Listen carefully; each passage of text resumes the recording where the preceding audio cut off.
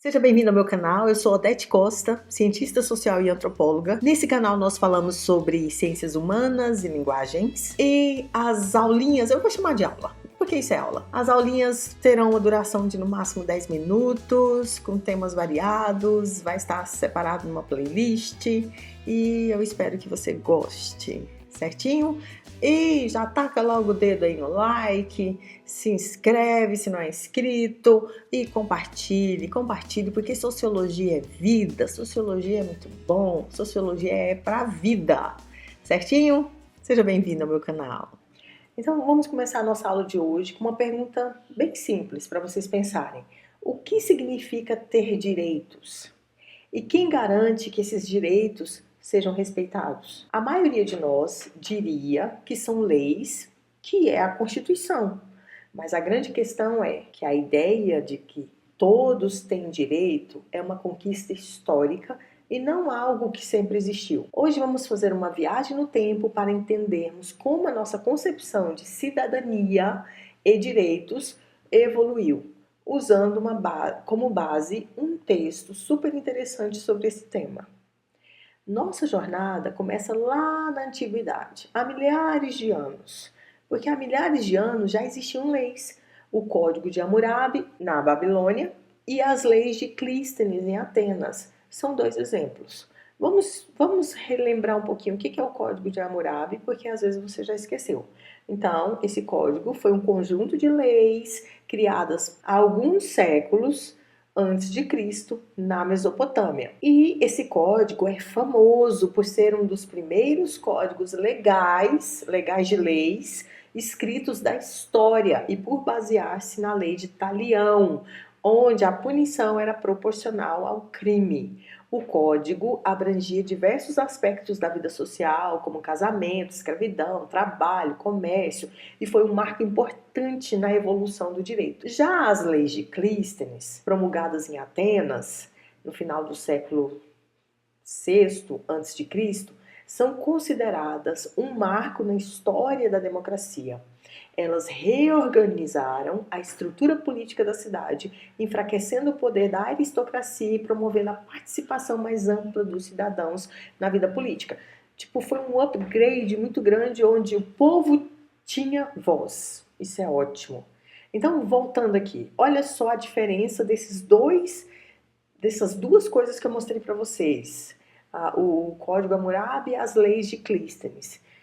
Tem diferença, porque essas normas, elas organizavam a sociedade e o Estado, mas não falavam em direitos humanos como algo universal.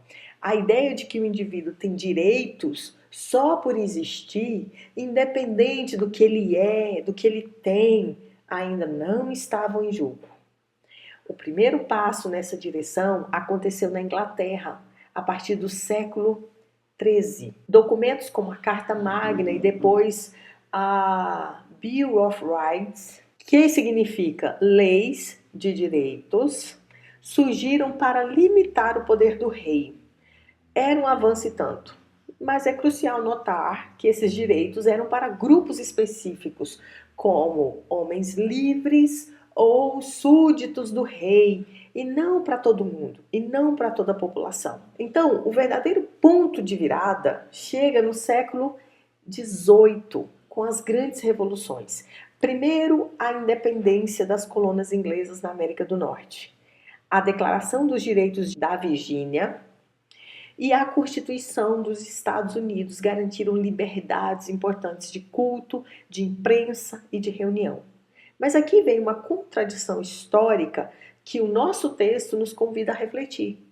Porque mesmo falamos em liberdade, esses documentos não aboliram a escravidão? Pouco depois, na França, a Revolução Francesa, em 1789, declarou algo revolucionário. Os direitos à liberdade, igualdade e fraternidade eram universais. O ideal era que valessem para todos os habitantes do planeta. No entanto, mais uma vez, a prática mostrava limitações. Os direitos da Declaração dos Direitos do Homem e do Cidadão não se estendiam às mulheres. As mulheres estavam fora dessa equação. Como assim? Como assim? E é com essas contradições e com os horrores da primeira metade do século XX, especialmente a violência e as atrocidades da Segunda Guerra Mundial, que a humanidade percebeu a necessidade de algo bem maior. Foi nesse contexto que a Organização das Nações Unidas, a ONU, foi criada e, em 1948, elaborou a Declaração Universal dos Direitos Humanos. Esse documento representa o ponto alto da nossa viagem histórica.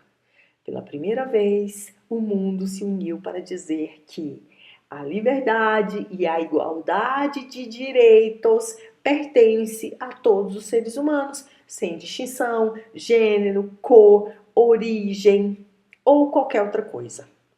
Mais do que isso, a declaração estabeleceu que esses direitos estão acima de qualquer poder, seja de um Estado ou de um governante. Em resumo, o que aprendemos hoje é que os direitos humanos não caíram do céu. Eles são o resultado de uma longa e muitas vezes difícil, uma luta difícil, marcada por avanços e recuos. A cada passo, a sociedade foi aprendendo a expandir o círculo de quem é digno de ter direitos. E, por isso, é tão importante que a gente continue refletindo sobre eles até hoje. Então, eu espero que essa aula tenha te feito pensar um pouquinho mais a respeito dos direitos humanos, que aqui no Brasil é tão confundido com defender bandido. Mas esse é um assunto para uma outra aula. Ah, certinho. Então, chegamos no final. Eu espero que você tenha aprendido sobre o assunto de hoje. E se cuide, fique bem e até a próxima.